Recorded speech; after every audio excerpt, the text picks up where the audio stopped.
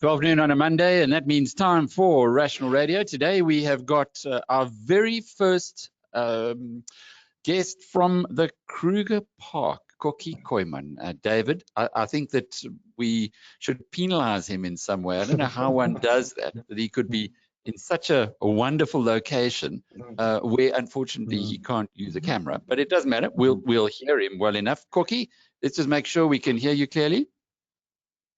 Yeah, no, you'll just have to excuse me every time when there's an elephant that comes into view, I might have to switch off. But we feel privileged that you've actually given up your hour to join us today. But it is a big day. The FirstRand results, which we'll be talking about in just a moment. David, from your side, though, before we go into the FirstRand results, this story over the weekend with FirstRand, with Naspers, its affiliate Tencent being banned in the United States, its flagship WeChat, and then a judge overruled it late last night, I think it must have been, because it only came through early this morning. I'm getting nervous about Naspers with all of this happening, given that it's so exposed to Tencent, and it seems like Donald Trump is desperately wanting to somehow eject them from the country. I wouldn't worry about it because WeChat doesn't have many followers in the United States, and I think there's a bit of a backlash from other countries with WeChat. So they might have a couple of 100 million, and not even. I don't even think it's that much. In fact, I think it's considerably less than that. It's mainly expats who talk to their parents and relatives in China, but it's a very powerful app. So it doesn't bother me with WeChat, but it is it's a slap against President Trump. The magistrate ruled that that there's not sufficient evidence by the government in terms of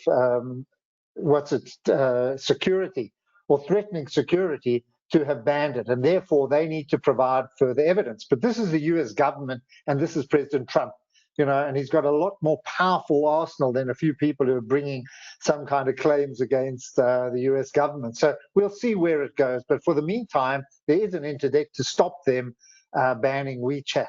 But Alec, it's such a small part of Tencent.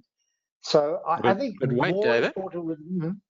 Wait a minute. There are two other things. There's Tencent Music, and Tencent, 1/3 of their income comes from gaming, and they've invested $20 billion into US gaming companies. And what happens if that gets sterilized? That's another point. It's kind of the knock-on effect that's a concern, not WeChat itself. But I think you're going to have a revolution if they stop the gaming side. We've seen what's happened with. Can you imagine people? Can you imagine the implications of trying to unwind something like that? It's like unwinding a fruit salad or a salad. It's very, very difficult. The links are so entrenched and the technology is so entrenched that I think somewhere along the line there will be some kind of protest. And we see it with TikTok. Look at the TikTok deal. TikTok ByteDance will still be in charge, according to the deal that's being done now. They'll still be in charge of 80% of the company. 20% will be given to Oracle and to Walmart. 12.5% to Oracle, 7.5% to Walmart. And all they're going to do is to house the data.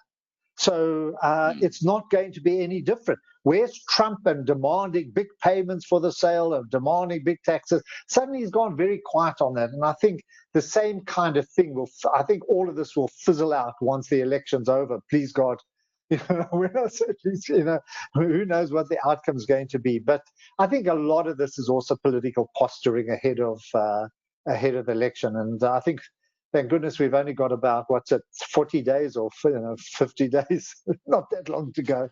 No, the other side of the coin says that the data, first of all, that Tencent is very close to the Chinese Communist Party, that the Chinese have been shown to use data from other parts of the world, and they clearly do pull this in. You've seen what happens in Hong Kong and the way that they have been applying their might there, anti-democracy.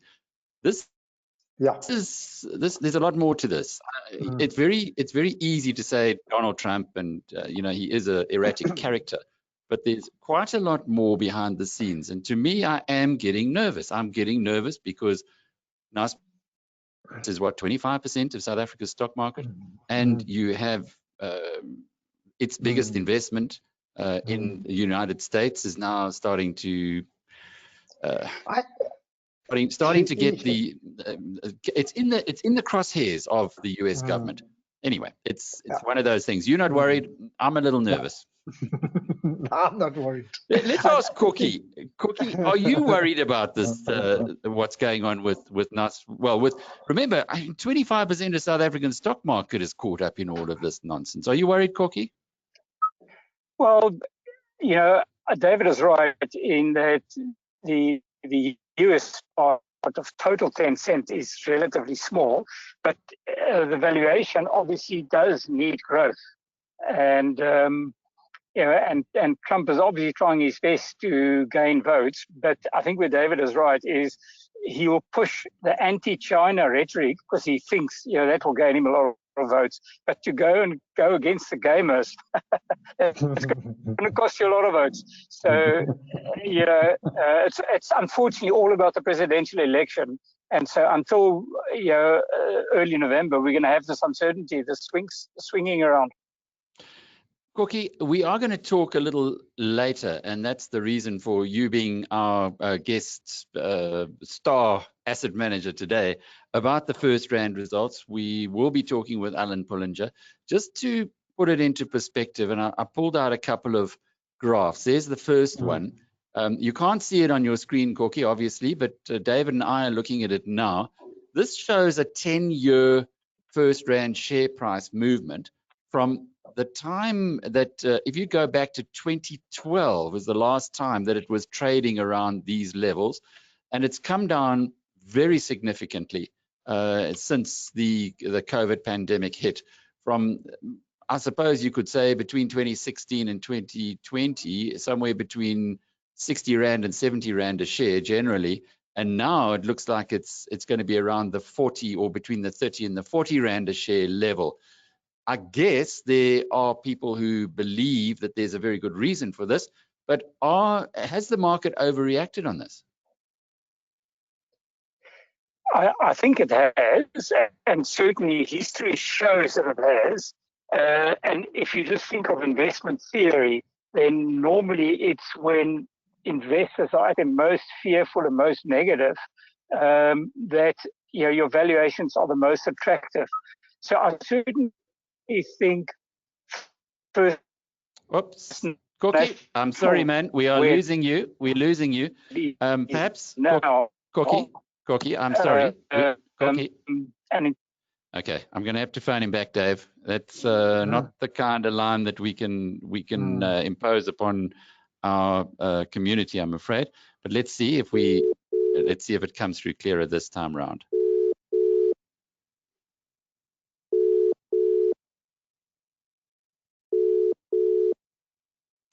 Okay, I'll pull Kokkie back in when we do manage to establish comms with him again. Such a pity that that we haven't been able to get him in here. But I think last time you said, there we go. Let's just see. Kokkie, can you hear us now? Yeah. Okay, that's a better line. I can. We lost you a moment ago. Do you want to just pick up from you were answering that last question about the FirstRand share price? Yeah, essentially that when investors are at the most fearful is when you get your best opportunities. The problem is obviously that there are some real changes taking place, and obviously that's always the case when valuations are cheap. So you didn't want to buy the horse buggy industry in 1904, 1910, but all our work shows that interest rates, even where they are now, the good banks like First National recover. And so I think the market is more reacting to very high bad debts which next year will start looking better again. So next year's results should be a lot stronger, and the year thereafter. So it's more the second problem that is facing South African banks is obviously now just the whole political situation. What happens to the country? What happens to funding? What happens to does the private sector get crowded out? And all those things together make it very difficult for investors to believe in South African incorporated, and especially banks who would be funding the growth that we need. I'm putting another graph up on the screen, and this shows the PE ratio of FirstRand. And David, apart from the decline, the sharp decline there, which was obviously the PE ratio was being based on the previous set of financial results. As you can see, where it is now, based on the most recent set of financial results, the FirstRand PE ratio around about 12. And what that means for those who are a little confused by these terms, it means the number of years of profits FirstRand has to make for you investing today to get your money back. So it's around 12 years at the current price. That isn't out of line with the long-term story. It's not like it's very, very cheap as it was in 2014 and then in 2010. David? Yeah, Alec, it depends whether or not you believe the results.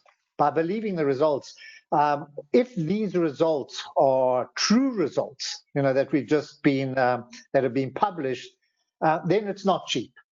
But I think those are the questions that I've got three big questions here that I want to ask both Alan and Kokkie about this. Particularly that a lot of the profit or the fall in profit was generated because of very, very large provisions. And one's got to analyze that. Already you heard Kokkie saying, oh, next year there'll be a reversal of bad debts. In other words, it won't be so bad. Therefore, profits will bounce back. So we've got to ask those, those are the questions that we've got to ask of Alan. Well, you're the man who's putting these entries through. How confident are you that, you've over-provided, or is it really a lot of difficulties ahead that we're facing? So, when you start to look at multiples like the PE ratio, you've got to start projecting forward and saying, okay, so what are we going to see ahead of us? How are results going to reflect next 2 to 3 years? And then we'll decide what multiple to buy the shares on. So there are a lot of questions that we have. And Kokkie's also brought up some other issues around the country, around the finances of the country and the whole structure of this economy, which are very important to understand as well. And just to remind you that the reason we have this webinar for the BizNews Premium members or our club members is because we encourage your questions. So if you would like to pose a question, you're welcome to do so. It's very easy. There's a little question mark on the pop-up box that you have there. Just type in the question and away we go. Well, Alan Pullinger, I see, is on the screen, or rather he has joined us. Alan, I hope you can see us, and if you can just I'll just send you a webcam. There we go. Alan, I'm there we go. We can hear you. We can't see you yet though. Okay, hold on.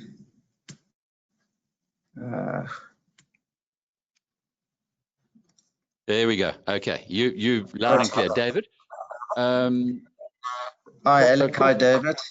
Hi Kokkie. Hi Alan, good to see you, man, and thanks for joining us today. Yeah. Also same shirt, relaxed. Yeah, I've got long sleeve. Kokkie, for as long as your comms hold, I think we should give you the lion's share of the discussion. Do you want to just pose your first question to Alan on those results last week? Yeah, I think,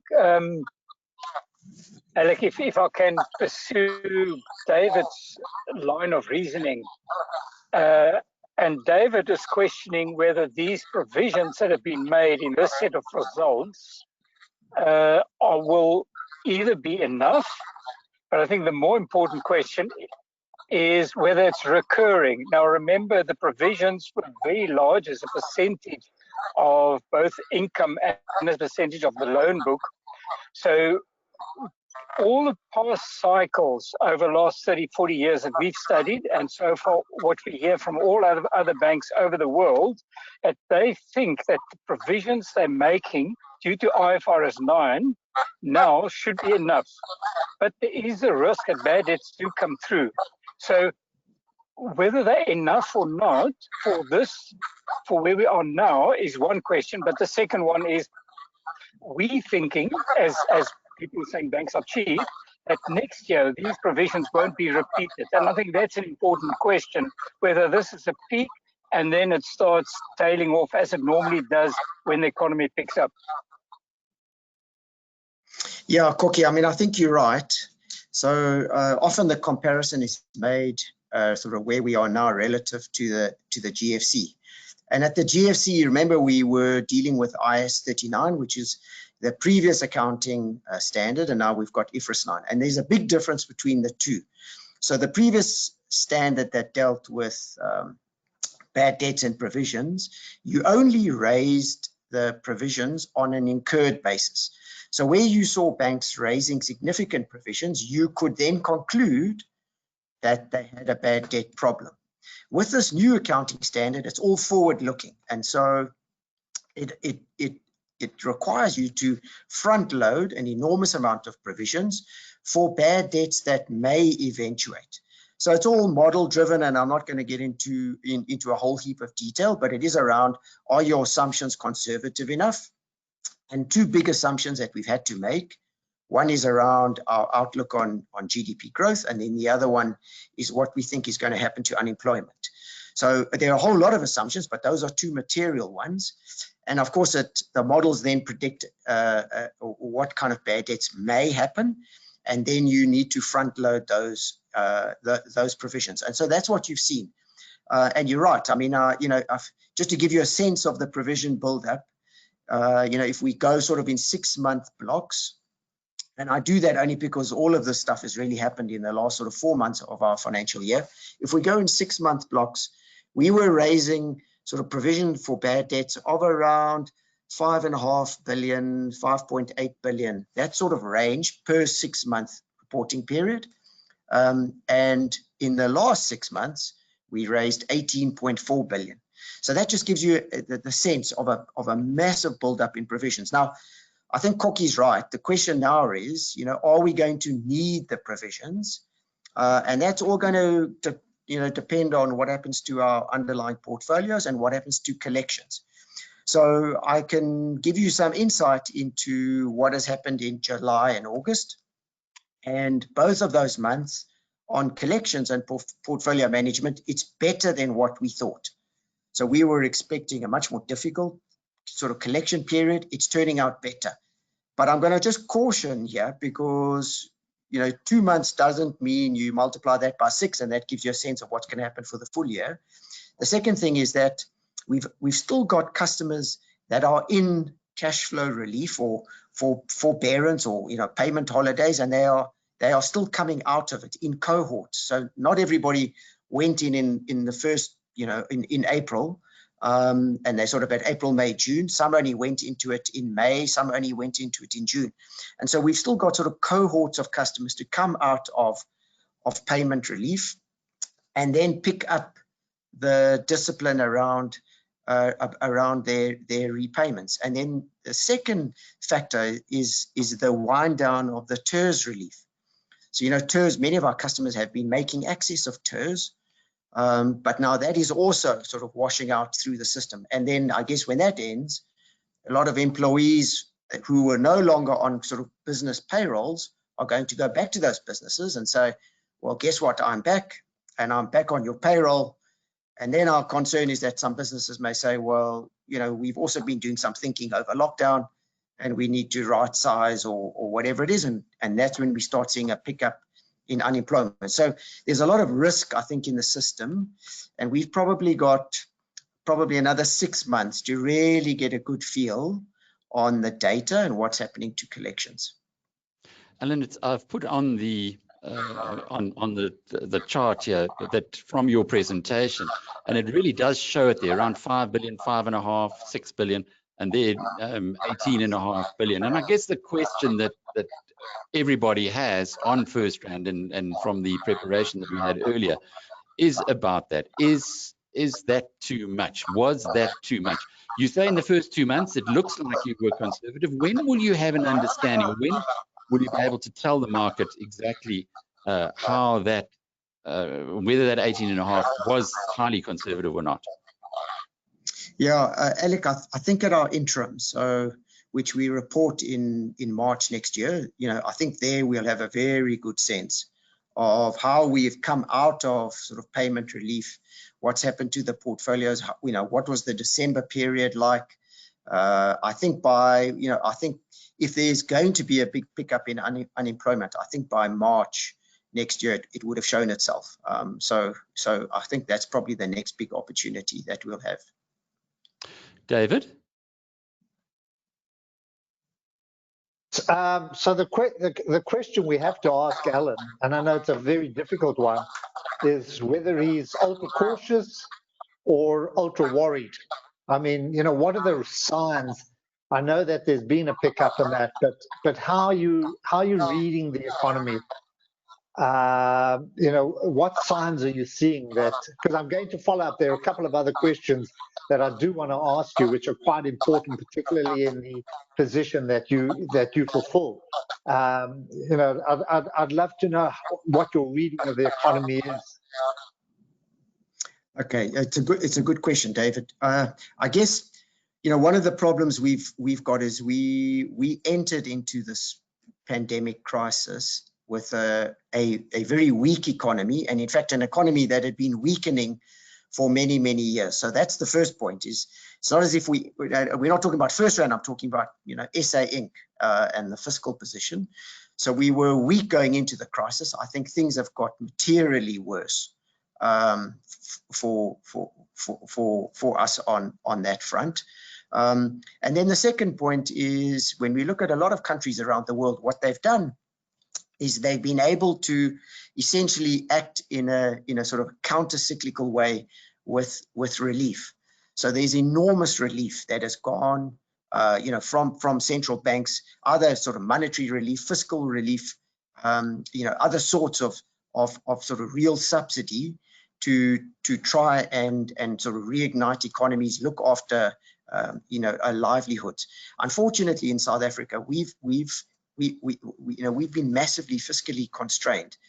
So if we look at the percentage of real true relief that has gone into the South African economy as a percentage of GDP, I mean, we are very, very low in the world. So although we've been hit pretty hard by this pandemic, and you've seen the sort of the GDP destruction that has taken place, actually the real relief that's gone in has been low. And it's certainly not because we have a miserly government and National Treasury is kind of sitting on their hands. I think they've done everything that they could do within their means. But unfortunately, we never went into this pandemic with buffers. We were on the back foot already, and so it's a very tough place that we find ourselves in. And I suppose the reason we're a little bit cautious is, yes, we're going to get through this pandemic, and we will have to see obviously how much of these provisions we need for bad debts, how much we can write back. But ultimately, when it is behind us, we do come back to the hard reality of the state of the nation, and our debt path is very worrying. I think there's National Treasury has certainly sort of depicted what an active managed path would look like. Of course, that looks much more palatable. But there's two big deliverables that we're going to need if we're going to see that happen. And one is sort of eye-watering expenditure cuts. I mean, they're truly gigantic. And are we going to get, have we got the political will, and are we actually going to get those expenditure cuts? And those happen sort of over the next 3 or 4 years. And even if we can get the expenditure cuts, those cuts in and of themselves are not sufficient for us to get that debt path. On top of it, we need GDP growth. which then also talks about, at the same time of the expenditure cuts, getting execution of a whole lot of reforms that the economy needs. So you have to say, when you add that up, it's a gigantic task that we have ahead of us. And this is, and I'm not even talking about the pandemic here. Mm. Alan, on the screen, we've got what made the headlines. Sorry, I'm actually just going to mute you while the rest of us talk. There we go. On the screen, we have what grabbed the headlines after your financial results. And that was the philosophy, or the thought, that it's going to take 5 years for the South African economy to come back. Just elaborate a little bit for us, because and why that's so relevant for FirstRand and your way going forward. I mean, I guess it's the extent of the weakness that we've got. So although you're going to see a technical bounce, off these sort of very low sort of levels of GDP, I think they do become constrained, and they start, that recovery starts flattening out as we approach what we call our long-term potential growth rate in the country. And unfortunately, that long-term potential growth rate has been in decline. So, we would probably say South Africa, without structural reform, is probably going to struggle longer term to grow at anything, much more than 1%. And if you ask why, I mean, a good example, and I don't want to make it about Eskom, but a good example would be, for example, our energy story. If the economy had to pick up significantly from these levels and grow at a much faster rate, the question is, have we got the energy to supply into a growing economy? And right now we're constrained. So that is one example of sort of a dampener that's put on our recovery. And I think the other thing that we showed on that graph was, we sort of just mapped the recovery profile of South Africa and the UK. We do have a banking presence in the UK, and we show that although the UK suffered a very sharp contraction, in fact the sharpest in Europe, its ability to bounce back is quicker. And one, I think I spoke about that sort of that the stimulus that's gone into that economy. In the UK, it's truly been ginormous. I mean, it's literally 350 billion sterling that they've pumped into that economy. Now, they've had the fiscal space to do it. And we do then see the UK getting back to their trend growth rate of about 1 to 1.5% quicker than we are going to do here in South Africa. Kokkie, I'm going to just mute Alan again so we don't.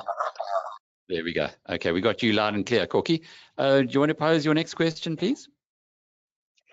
Yeah, I mean, Alan's given a lot of food for thought and almost confirms one's worst fears. And it's still basically the same question. We just cannot model as analysts. It's very difficult to model the path South Africa is going to follow. Worst case, do you just go the Argentinian route? Do you go the Zimbabwean route? And we've been looking at what banks did in those countries. But if we go into the severe cost-cutting exercise, then also the economy is going to contract. So my original question, part of it was, is this provision going to be enough? And that we can still speculate, and that's COVID related, but more longer term, in most other countries in the world, the size of the provisions we've seen won't be repeated next year and the year thereafter. So in South Africa, what Alan is saying, we might see continued higher provisions if the economy keeps deteriorating. And I think, so that is, and I don't think that's an answerable question at the moment, but it would be interesting to have that, because FirstRand have, of all the banks, been the most conservative. You can even see that in the loan growth at the moment, where they have been actually standing back, effectively almost losing market share. So maybe the question to Alan is, how do you see at the moment Are you trying to gain market share, or are you just sitting back and really fortifying yourself? Great question. Let's unmute you. There we go, Alan. Thanks. Yeah, thanks, Kokkie. You're right.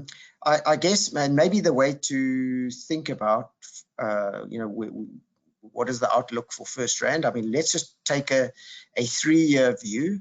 We do think there's still a muted year ahead of us. So we gave guidance to the market that we thought June 21 year end is unlikely to match the absolute level of earnings that we posted in June 20. And a couple of reasons. One is that we don't see a materially improved situation on the impairment line. So that we're not really going to get significant help there.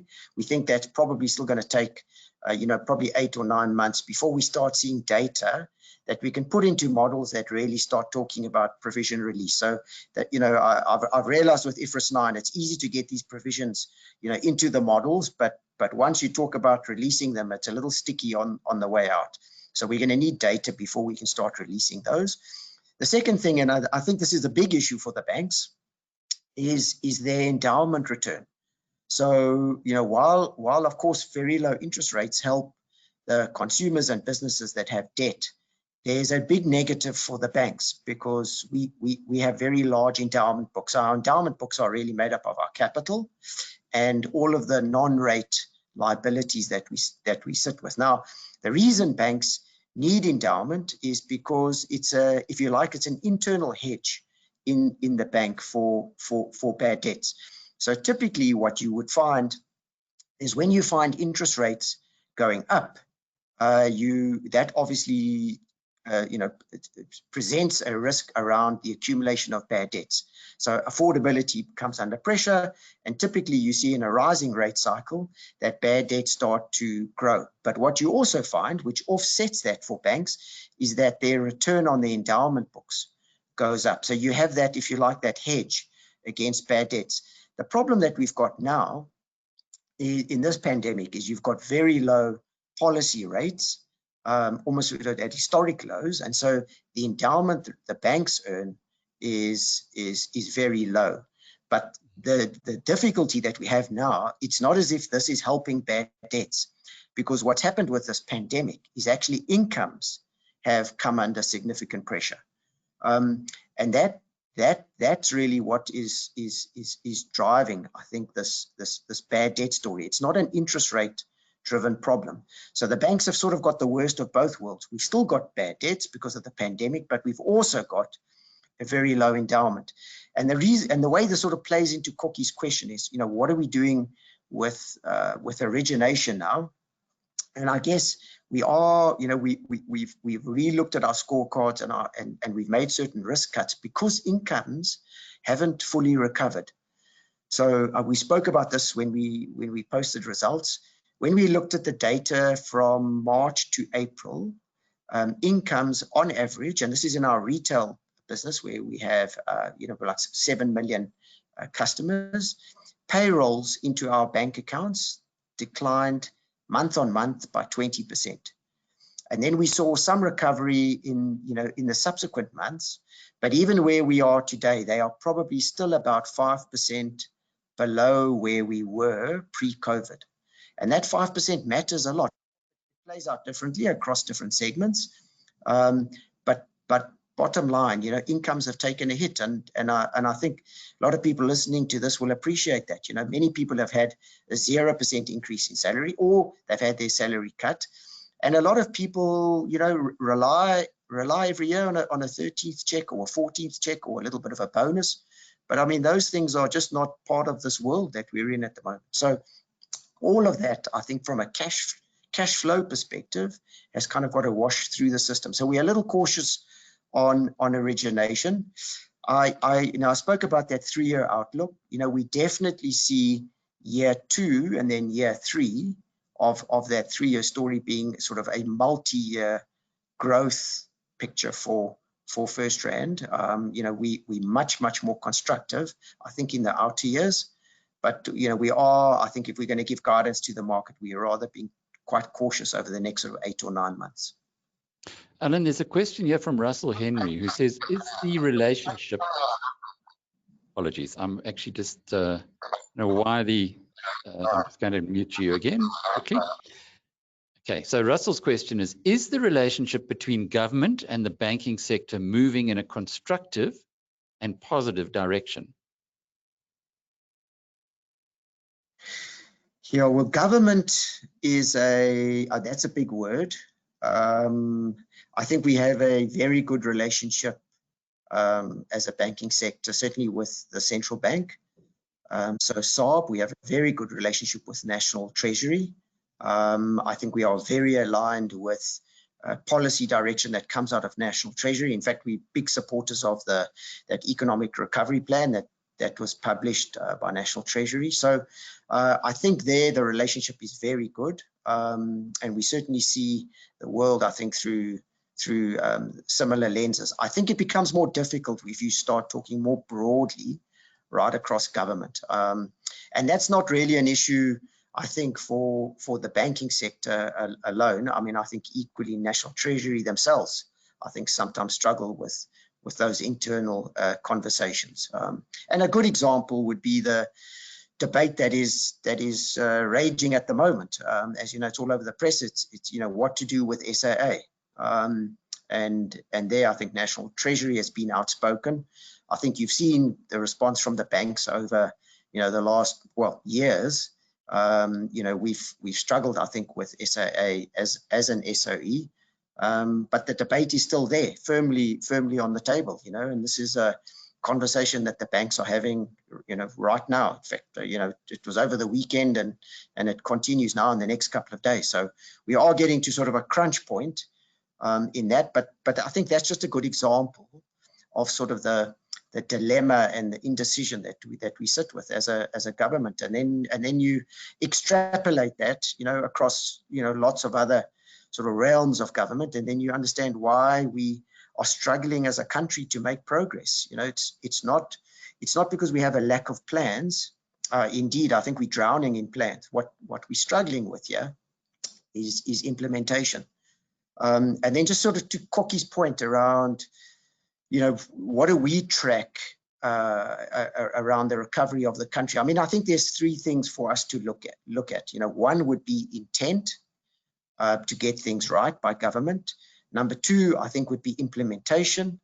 And then number 3, post-implementation, would be tracking success. So are the reforms having the desired effect? And I think so I think on intent, I think there does seem to be lots of will to get things done. So I certainly hear, from the President, National Treasury, certainly from Cabinet, the intent seems to be there. So let's give that a tick. I think we've got strong intent.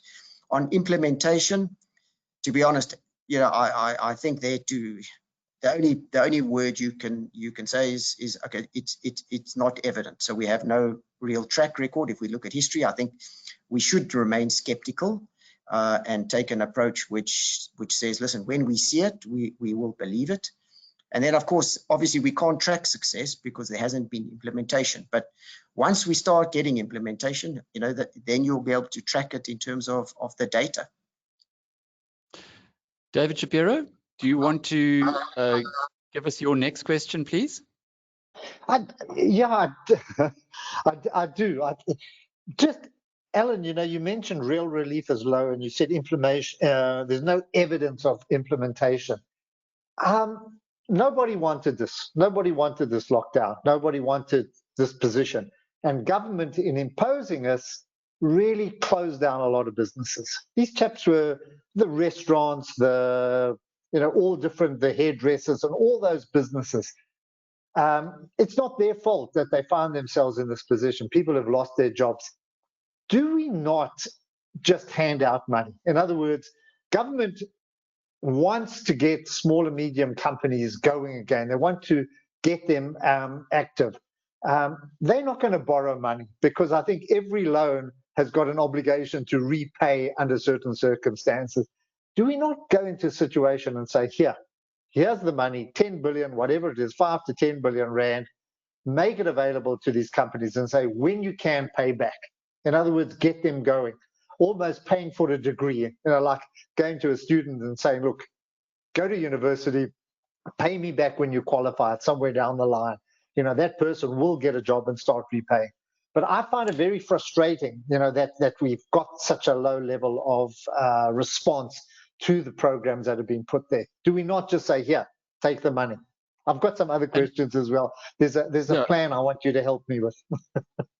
Just to pick up on that one as well, Alan, and I've put on the screen from your presentation that the majority of customers did not require COVID-19 relief. Now, is that because they didn't want to put more debt onto their balance sheets, or were they genuinely okay? Were they able to just come out of this without a problem?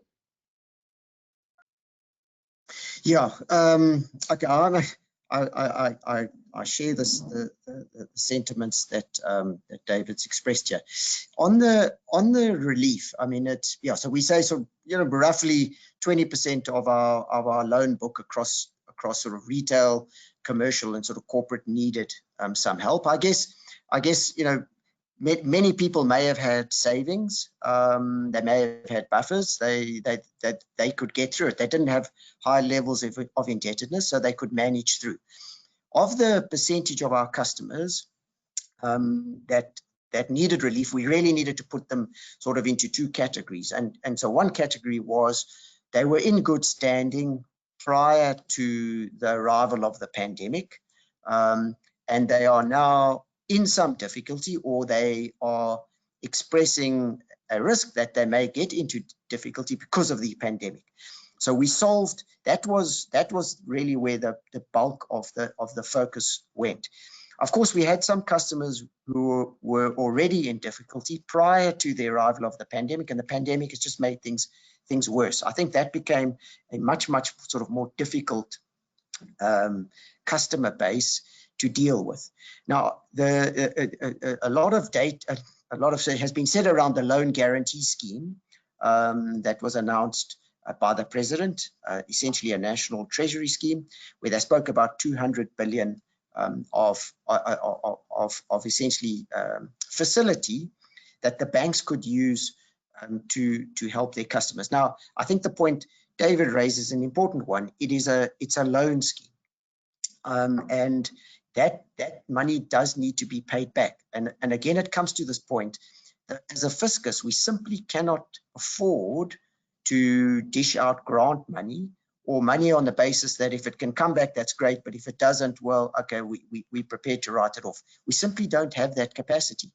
And if you look at where the country's debt to GDP is at the moment, it's about 80% of GDP is indebtedness, and pretty much 20 cents in every rand of revenue that the government gets now goes to debt service. Now, so when you look at that and you look at where that path is likely to take us, if we don't manage this debt scenario, it essentially gets to almost 50 cents in every rand of revenue that the government collects will be going to interest. And it essentially what happens is you just get into the power of compound interest. You realize that the country's productivity, its ability to grow out of this debt is just not there. Many countries, of course, have taken on enormous amounts of debt with this pandemic. And so there is a tolerance, I think, for international investors. When they look at different countries, there's a tolerance for increased debt. So we've got a window, I think, here where I think foreign investors will tolerate this for some time. We've got another problem, though, in this country, where we've got two big problems. One is that unlike many countries that have taken on an enormous amount of debt, their interest rates are close to. Unfortunately, here in South Africa, we have a very steep yield curve. And so our interest rates are actually very, very high in global terms. So we've got a debt service burden that comes with this indebtedness. The second problem that we've got, unlike many other countries that have taken on debt, is they've got much higher levels of productivity. And it does ultimately come down to productivity, because if you're a highly productive, innovative, hardworking economy, you can work your way out of debt, just like a business that takes on a lot of debt. If it has very attractive margins, if it has high production, it can work its way through a debt burden. But the problem we've had is we've had declining and the long-term trends around our productivity outlook are if anything, worsening. Alan, we've got quite a few questions here that came from the community, and of course Kokkie is I'm sure champing at the bit, but let me just give you a couple of them and perhaps we can pick it up. Dion Mayberg says, what would it take, 2 or 3 big hitters, to reverse the gloomy SA Inc. forecast growth rates, and who should take the lead from here, the public or the private sector? And then Skulk Kearney asks, what about performing? Do you need additional funding? In other words, the opportunity missed by banks to put more money into the system. Do you want to just pick up on those two and then we go back to Kokkie? Unmuted. Okay, good.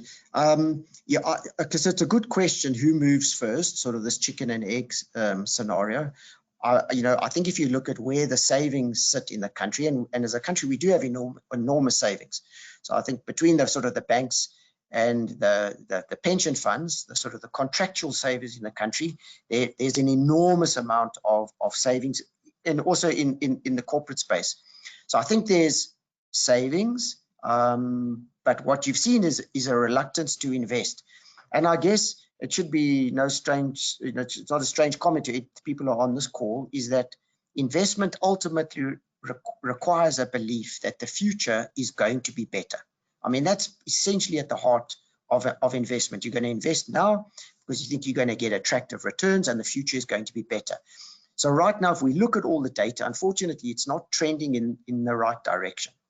And what we're going to need to see is on top of intent, which we think is genuine, and it's been well expressed, we are going to need to see some reforms. We have to see some evidence that there's implementation of some things to make the country better. It doesn't have to be everything, but I think if there's a couple of things, even if they are easy, I think it's going to start lifting confidence. And that, I'm sure that's also been spoken about on the show, but consumer confidence and business confidence is very low. And it's not all due to the pandemic. It was low before we got into this difficult patch. So I think those things with lifting confidence and people starting to feel better about the future, I think then you will see those savings being brought to the fore, and I think you'll start seeing investment. And I do think it has to start with the private sector in South Africa, and when they start to invest, I think foreigners then will start to take notice. They'll say, well, the domestic players are starting to invest, maybe we must jump in. But they typically don't lead an investment cycle. They typically want to follow where the domestics are. I do think, one of the dynamics that we spoke about, and it's important for the banking sector, is that there is a recovery coming.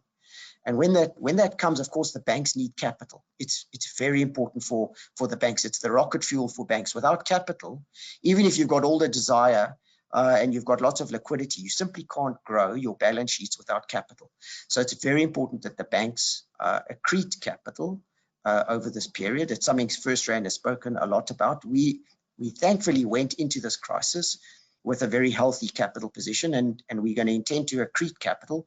So when that growth comes, we've got the rocket fuel to do it. So we are preparing ourselves for a growth story, and so hopefully that's going to help, I guess, get some of this economy moving. Well, Kokkie, let's bring you back in here, because many of those who are listening, who are on the webinar today or will be listening to the recording, are going to want to know whether they should be buying South African banking shares. Now, you heard a lot of what Alan said. Are there any questions there that you need to pose to clarify the answer to that question, which I'm going to ask you at the end of the show? Yeah, Alec, maybe just first, I mean, I'm finding Alan to be incredibly open and honest about the situation we're in, and highlighting the problem that this isn't a quick turn unless there's a massive ideological change in government thinking, just in terms of graft, cadre employment, tendering processes, etc., letting the private sector do its work. But we live in that situation. So I would maybe 2 points we haven't spoken about in terms of, and Alan has been maybe too blunt, painting a bleak picture for FirstRand, focusing more on that second and third year where you said you will start once you're through this year. Is the one aspect is cost. Your cost to income ratio is already very good compared to the other banks. But what we've seen globally is the process of digitalization and branchless banking has been accelerating, and this time it's actually client-led. Clients have actually started moving away from branches. So there must be a big cost element that you can improve on in the bank, which will help your income statement. So if I'm just looking at your income statements year 2 and year 3 out, the absolute level of bad debt charge in the income statement should come down. You might still need the provisions, but the absolute level of interest, bad debt charge should come down. The cost should either come down or stay the same, and that means that you will get positive leverage of loan growth that you get even if it is low. So whether you buy banks or not at the moment, it depends on if the outlook and there's enough that the banks can do to actually get their return on capitals back to 15, 16, 17, 18%. Kokkie, what is it going to take? And I've put on the screen here your top 10 holdings in your fund, your international fund, where there's not a South African bank amongst them. What is it going to take for you to start buying South African banks again? President Cyril Ramaphosa announcing that he's changing his cabinet dramatically. He's bringing in people who understand the importance of capital coming in internationally, and some guys being sent to jail that shows that we're really getting to the end of a gravy train for government. I mean, you really need not valuations here. You need to demonstrate that you're serious about attracting capital from the outside, and you understand why that capital has fled and why it's not coming back at the moment. So that's the reality of it. And most investors will be perceiving South African bank shares the same way you're looking at them. They got a whole world to choose from. So it's no longer valuations. It's a bigger story. Yes. Now, sadly for Alan, we haven't spoken about the ex-Aldermore, the business they bought in the UK, which will most probably grow as a percentage of the total business. But for FirstRand, they're actually still too small.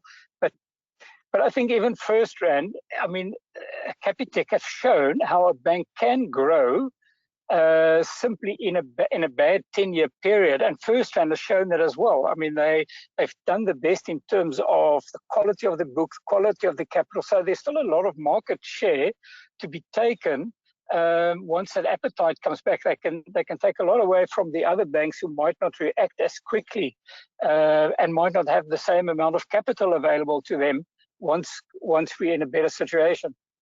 And I think really the picture, Alan, that most of the BizNews community are wanting to know is exactly what Kokkie was saying. 2 to 3 years out, is there going to be that rebound?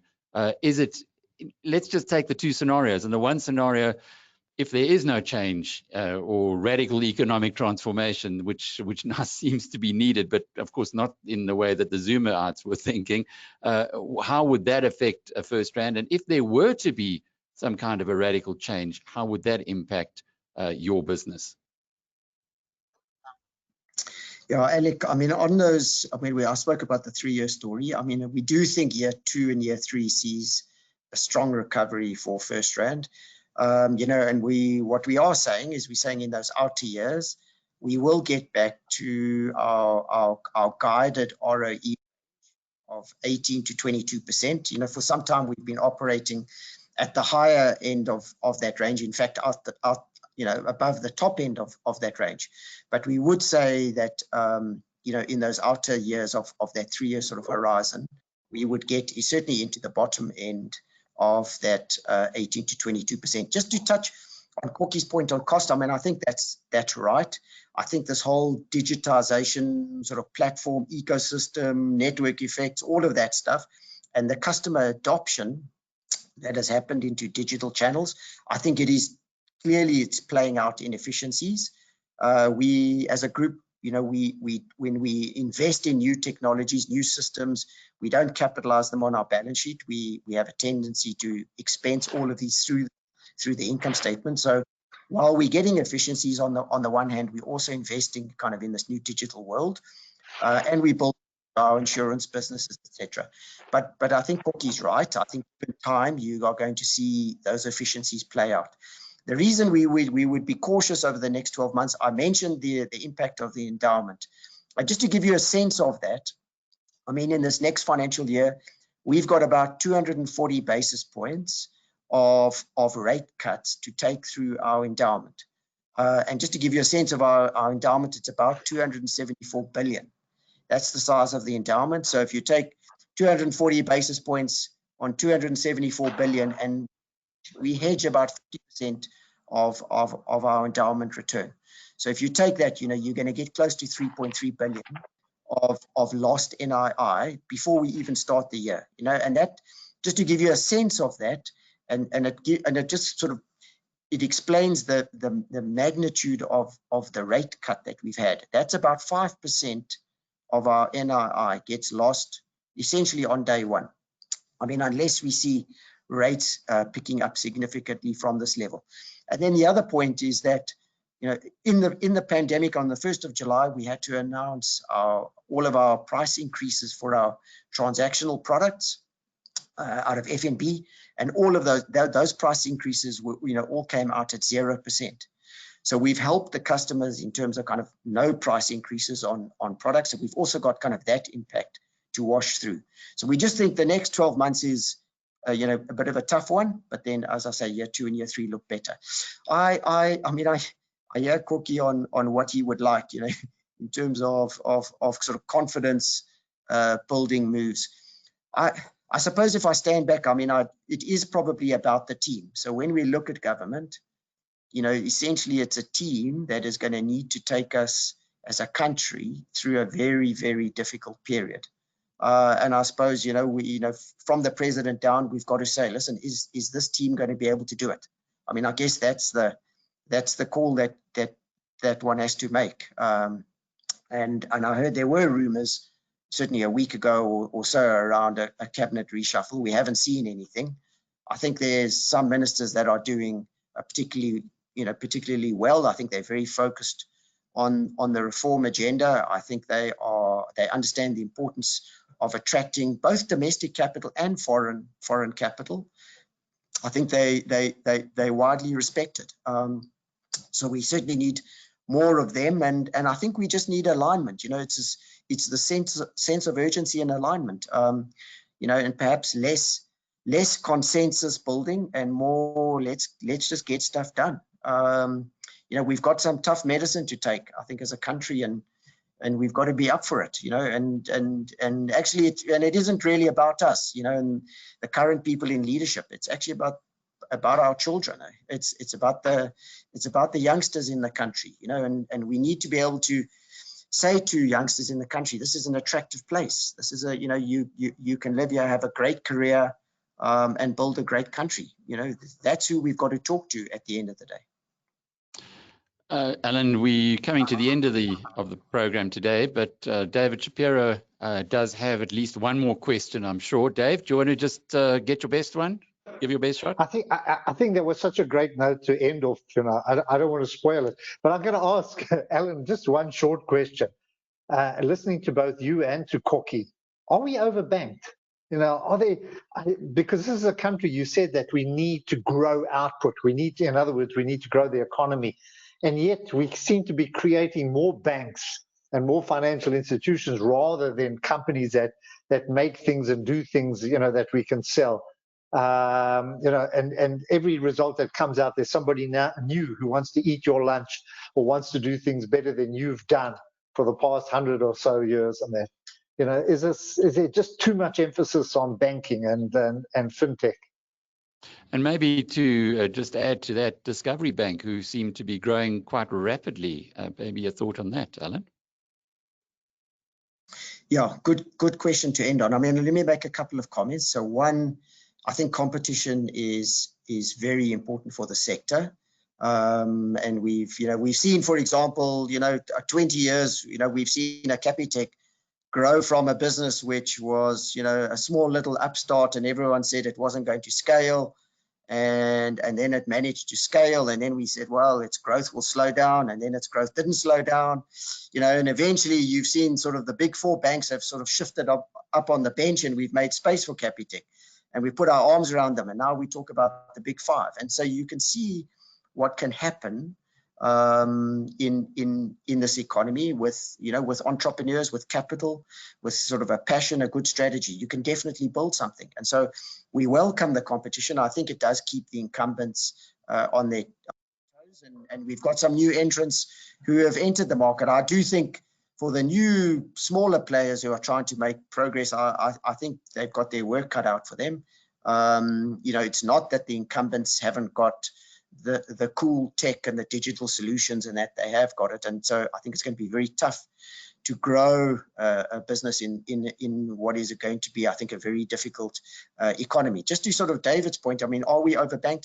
I suppose a couple of points there, David, that would be interesting. One, if we look at our economy and the makeup of the economy, and we look at what contribution financial services plays in the South African economy, it's quite a high percentage. And maybe that's intuitive, because if you say, well, it's a very well regarded sort of first world, if you like, banking system, and it's not just banking, it's also insurance. I mean, we're one of the most penetrated markets for insurance products in the world, short term and life, etc. So financial services has an enormous contribution of the pie in South Africa. And so is it easy to envisage that percentage contribution is going to grow? Perhaps not. Perhaps it's already too large, but it is what it is. And I think that's probably one data point. The other data point, of course, is given what's happened with this pandemic, it is likely that when we get through it, we may well find an economy that has shrunk by a couple of percent. So just in terms of absolute size of the economy, as I say, it's going to take us time to get back to where we were. But two, we may come back as a 90% economy, because we've truly lost some of our capital base through this pandemic. And so the question then is, you've got the same banks, but you've got a smaller economy. So that may say, listen, it's going to be tough there, and you're going to have some winners who are going to take some market share, but you might find for those that have got poor customer propositions or are not that kind of on the front foot of that, but on the back foot, I think it's going to be a much tougher sort of banking market. And then maybe as a sort of a last point, sort of ideological point, I mean, this is why it's so crazy when we have debates around the creation of a state bank. I mean, this topic has not gone away. It's still on the agenda, and why we would want as a country, I think, to put resources into a state bank when we've already got, very well regarded established players, but perhaps, maybe there's too much banking capacity already. So those would be my comments to David. Alan, thank you very much for the 45 minutes that you gave us. We appreciate your time, and it was very good again to have the opportunity to go into a little more detail with our experts. David Shapiro and Kokkie Kooyman, your final thoughts. I know you now have to tell us whether the BizNews community should be jumping in and buying the FirstRand shares. Dave, do you want to start? Go, Dave. Let Kokkie go first. Kokkie wants to follow you. There's been so much said in this hour. We could do it with another hour. It's fascinating. Even just like the state bank idea is one of the dumbest ever. But okay, fintech, very tough. It's not nice to be small. And ask Michael Jordan as well. It takes a lot more money. Ask Discovery Bank. It takes a lot of capital to grow. But if you really look at banking now, to summarize, there are two cycles at play here. The one is the whole investment cycle, where money has gone into growth stocks, into tech stocks, and indiscriminately pushing them to very high valuations. And so if we see globally at some stage interest rates come back, or just that cycle end, money will come back into good value stocks, and the banks, they stand out. But you do need growth for that globally and in South Africa. So the first call you've got to make, investing in banks now, think 3 years out. Is Tesla still going to be at the valuation it is? I don't think so. It's going to come down a lot. Microsoft's already down a lot. Does it keep going down? And does that money go into the financial or other? Finally, if you go into banks in South Africa, I mean, we've still got money that we need to invest in South Africa. Then, you want to stick with the guys who've got a good team, who've got a good track record. And by the way, I mean, I love Mike Brown. He's doing an excellent job, but it's tougher being small. FirstRand are the guys at the moment that attract the best staff, that attract also the best tech guys. So they are, I think, the best positioned. And despite their higher price to NAV, if Alan is right and they're going to get back to a 20% ROE on a 3-year basis, it's very cheap. Okay, well, there we go. We've got our tip from Kokkie, if you like. David, would you go along with that? I'm going to put the FirstRand share price on. Kokkie, just before we let David have the last word, at this level, the decline, as we're seeing again that graph that you can't see, but from 60 Rand pre-COVID to 40 Rand. I've got it in my mind. Yeah, it's a big fall. I see it. So if it could just go back halfway, that would be a 20% improvement. Yeah, I mean, Alan referred to that in a different way, compounding. So if the return on capital just goes back to, let's say, 15%, you've got, in a low inflation environment, a 15% compounding of shareholder value. And in 2 years' time, we're going to start paying dividends again, or next year even, although you heard what Alan said, if there's growth, they will keep more in reserve to fund the growth. But a 15% fairly high degree of certainty of compounding of shareholder value, I think is worth more than a price to book of 1.45 at the moment. David, last word.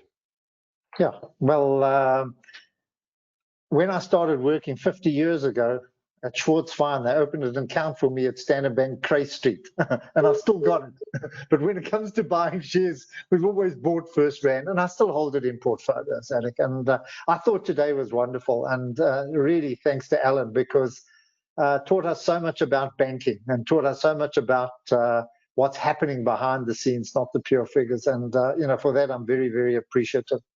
And answered questions as Kokkie said, very openly. So yeah, good business. It's still a good business. And that's why I asked the question.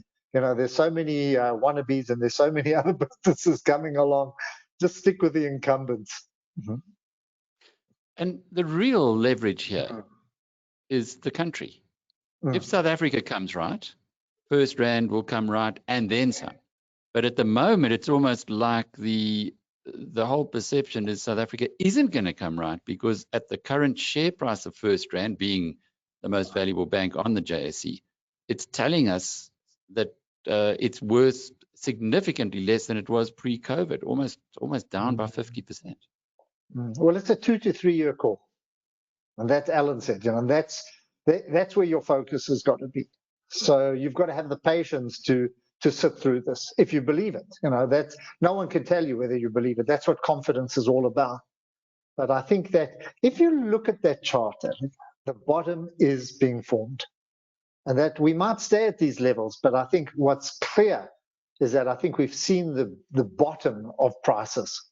You see that sideways drift there. It's going to do this, and it can do it for some time. So that's your protection. It looks like your downside's protection. Your upside is unlimited.